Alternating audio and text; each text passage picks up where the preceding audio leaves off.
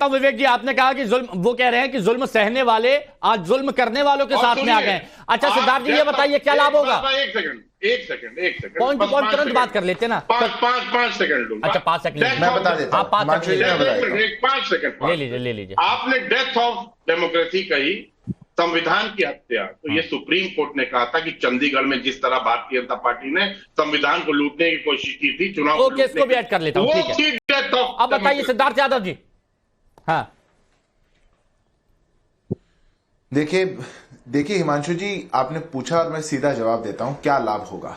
अगर हमारे देश के कालखंड में कभी ऐसा हुआ कि देश के संविधान को तार-तार कर दिया गया हो और सारे लोकतांत्रिक मूल्यों को जला दिया गया हो, तो आज 21वीं सदी में जब भारत हर क्षेत्र में प्रगति कर रहा है, हमारे देश के नागरिकों को और विशेष तौर से युवाओं को जो प्रतिज्ञा है हमारे संविधान को लेकर के, हमारे संविधान जो हम सबको एक सशक्त करने का काम करता है, वो प्रतिज्ञा को कोई ना भुला सके, इसके लिए आज ये जरूरी है। ये समाजवादी पार्टी जो उनके खिलाफ ही लड़ा करते थे, आज एक शब्द में कह नहीं पा रहे कि वो कालखंड खराब था, ये इमरजेंसी गलत लगी थी, हम इसका विरोध करते हैं, हम इनका समर्थन करते हैं। तो आप देख लीजिए, आप दिन नहीं बनाएंगे तो समाजवादी तो बदल गए, आरजेडी वाले बदल जाएंगे, ये सारे बदल जाएंगे, क्योंकि जो कंटेम्पररी पॉलिटिक्स है, आज के जमाने की राजनीति की जरूरतें जो है, मैं आपके बीच में नहीं बोल रहा था सर, आपने बोलने, आपको पूरा बोलने का मौका मिला, आप सुनने की हिम्मत रखिए। जो आज की राजनीति की मजबूरियां हैं, उनकी जरूरतें हैं, उसके कारण ये इस हद तक चले जाएंगे कि ये समझा देंगे कि वो इमरजेंसी का दौर भी अच्छा था। और मैं आपको बता दूं, जो अपना इतिहास भूल जाती है, जो भी कौम अपने इतिहास को भूल जाती है, वो उसको धराती है। अगर आपको इमरजेंसी जैसा दौर फिर से देखना है, इनका कालखंड फिर से देखना है, तो भूल जाइए। अगर आज उसका फायदा और नुकसान की बात ये लोग करेंगे और ये कहने का काम करेंगे, मैं उसका भी जवाब देता हूं, ये कहने का काम करेंगे कि आज इमरजेंसी चल रही है, तो हिमांशु जी मेरे को 10 सेकंड दीजिएगा। ले लीजिए। 11,000 लोग मीसा के अंदर बंद किए गए, 10 साल में बताइए कहां बंद किए गए? ऐसे बात नहीं हो सकती है। खरीद रहे हैं, आप ही बोलते रहिए, आप ही बोलते रहिए, ऐसे बात नहीं। सब जनता देख रही है। आप 1975 के अतीत में आपके बीच में नहीं बोला था, कोई लाभ नहीं। यादव जी ये कह रहे हैं कि जो दौर उस वक्त था, वो दौर इस वक्त भी है, इस वक्त भी आपातकाल ही है, ये कह रहे हैं विवेक जी। मैं जवाब देता हूं, अगर विवेक जी सुन सके तो। मैं पूछना चाहता हूं हिमांशु जी, 1,11,000 लोगों को मीसा के कानून के अंदर किया गया था, डीआईआर में किया गया था, 10 साल में बताइए कहां किया गया? प्रेस पे सेंसरशिप थी, प्री अप्रूवल लिया जाता था। आपके शो के डिबेट का टॉपिक चुनने से पहले आपको सरकार से पूछना पड़ा क्या? आर्टिकल 21, आर्टिकल 22 हिबियस कॉर्पस हटा दिया गया था। कोर्ट किसी को बुला नहीं सकती थी जिसको पुलिस ने अरेस्ट कर दिया गया, और जिस सुप्रीम कोर्ट के जज ने उसको सुप्रीम कोर्ट में उसका साथ दिया, उसको चीफ जस्टिस बना दिया गया, एचआर खन्ना को, सारे जजेस को सुपरसीड कर दिया गया। बताइए 10 साल में ऐसा कहां हुआ? अच्छा बताइए, बताइए। लोकेश जी, राज्य की सरकारों को गिरा दिया। लोकेश जी विपक्ष का मुद्दा, लोकेश जी विपक्ष का मुद्दा, विपक्ष बताइए ना इन चीजों को। हाँ, ये झूठा पूछ लेता हूं ना, पूछ लेता हूं सिद्धार्थ जी, पूछ लेता हूं। लोकेश जी बताइएगा, इसका तो जवाब दीजिएगा। और जो विपक्ष का मुद्दा, विपक्ष बार बार हाथ में संविधान लेकर ऐसे ऐसे दिखाता था, कोई शपथ ले रहे तब भी ये दिखाया जा रहा है, आज वही मुद्दा बीजेपी ने पुरजोर तरीके से उठाया, तो जोर का झटका बहुत जोर से शायद लग रहा है। इस पर आपका क्या रिएक्शन है? हिमांशु जी, सिद्धार्थ जी ने बहुत अच्छी बात की कि अगर कोई सभ्यता अपना अतीत भूल जाए तो उसका भविष्य बहुत ही धूमिल होता है। तो मैं आपको ये अतीत जरा याद करा दूं। 1970 के दशक की अगर मैं बात करता हूं, 1971 में हम युद्ध लड़ रहे थे पाकिस्तान के साथ, तो एक इमरजेंसी लगाई हुई थी। 1971 से लेके ये जो इमरजेंसी लगी थी वॉर वाली, ये 1977 तक थी। तो 75 में जब हिंसा हुई थी तब भी एक नेशनल इमरजेंसी ऑपरेटिव है। दूसरी बात, 1973 में अरब इजराइल का युद्ध हुआ आप था। उस वाले आपातकाल को इस वाले आपातकाल से सुनिए ना, आप उस वाले आपातकाल को इस वाले आपातकाल से जोड़ रहे हैं?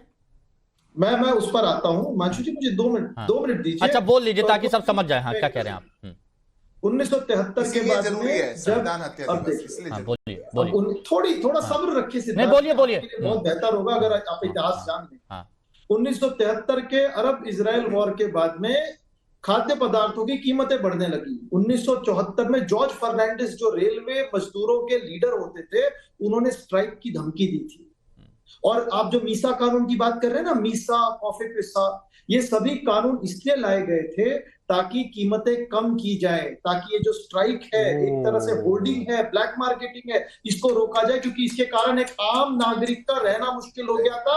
आप आंकड़े तय कर सकते। 1975 में 2 जून को जब इलाहाबाद हाई कोर्ट ने जजमेंट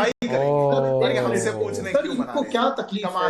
नहीं तकलीफ देखिए भाई, ये सुनने आपके जो पॉइंट है, 2 लोग बहुत अचंभित हो रहे हैं, तो इस पर वो उनका रिएक्शन लूंगा, लेकिन आप इसमें कुछ और जोड़ना चाहते हैं क्या? विवेक जी और प्रेम जी भी हो रहे हैं रिएक्ट नहीं कर रहे। पहले मैं अपनी बात पूरी कर लूं। आप पूरी कर लीजिए, मैं नहीं चाहता आप दूर कोई बात हो। हाँ प्लीज कंप्लीट कीजिए। हिमांशु जी, जो राजनारायण केस की बात कर रहे थे अवधेश जी, जो जस्टिस सिन्हा ने जिसका जजमेंट दिया था 2 जून 1975 को, उसके बाद में इंदिरा गांधी जी स्टेप असाइड करने के लिए राजी थी।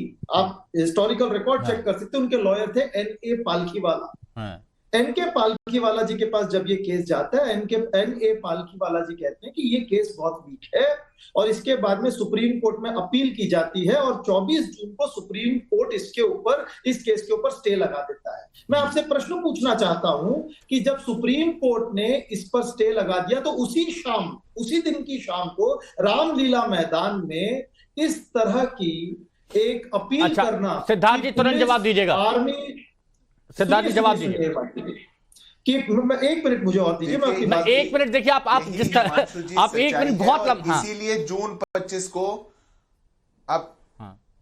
अब इसीलिए जून 25 को संविधान हत्या दिवस मनाना पड़ेगा। आगे की पीढ़ियों को बताना पड़ेगा, नहीं तो लोकेश जी जैसे लोग आएंगे, इनकी पार्टी आएगी और बता देगी कि कीमतों को कम करना था इसलिए इमरजेंसी लगी, लाखों लोग मर गए, लाखों लोगों को गिरफ्तार कर लिया, देश में सेंसरशिप आ गई, लोग घरों से बाहर नहीं निकल पा रहे थे, प्रतिबंध लग गए, और ये समझा रहे हैं कीमतें कम करने के लिए इमरजेंसी लगाई गई। जो कोर्ट से हारने वाली थी इंदिरा गांधी, उन्होंने पोस्ट फैक्टो पार्लियामेंट से अप्रूवल लेकर के इमरजेंसी लगाई। फोन करके एक प्रधानमंत्री ने राष्ट्रपति को बता दिया कि आज से इमरजेंसी लागू होगी, परमिशन बाद में ली, और यह बताना चाहते हैं 71 से चलती आ रही थी। अरे इतिहास भी तो कोई चीज होगी, कोई सच और झूठ भी होगा, या सब कुछ नैरेटिव पे चल रहा है। अवधेश जी ने एक पॉइंट यहां पर कहा, सुनिए ना, अवधेश जी ने देश की पीढ़ियों को, देश के वर्तमान को नहीं बताया तो देना बनेगा विवेक जी का। अवधेश जी ने एक बात यहां पर कही कि प्रेम कुमार जी भी शायद इस बात से इत्तेफाक नहीं रखते होंगे जो अभी लोकेश जिंदल जी ने कहा। तो प्रेम कुमार जी, क्या आप लोकेश जिंदल जी की बात से सहमत हैं, या फिर कुछ ऐड करना चाहते हैं, या आपत्ति जताना चाहते हैं?